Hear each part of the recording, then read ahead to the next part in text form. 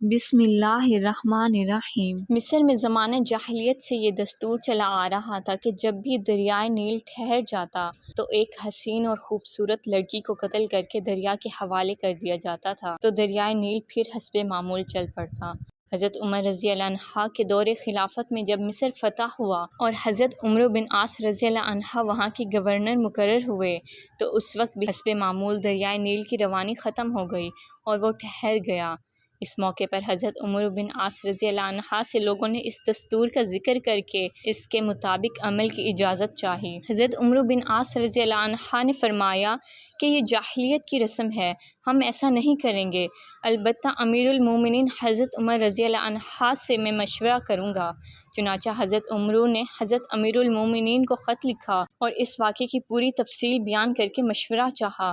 امیر المومنین حضرت عمر رضی اللہ عنہ نے اس کے جواب میں دریائے نیل کے نام ایک چٹھی روانہ فرمائی اور حضرت عمر کو لکھا کہ وہ چٹھی دریائے نیل میں ڈال دیں۔ اس کا مضمون یہ تھا: یہ اللہ کے بندے عمر کی طرف سے دریائے نیل کے نام۔ اما بعد، اگر تو اپنی طرف سے جاری ہوتا تھا تو مت جاری ہو، اور اگر اللہ واحد القہار نے تجھ کو جاری کیا تو ہم اسی سے سوال کرتے ہیں کہ وہ تجھ کو جاری کر دے۔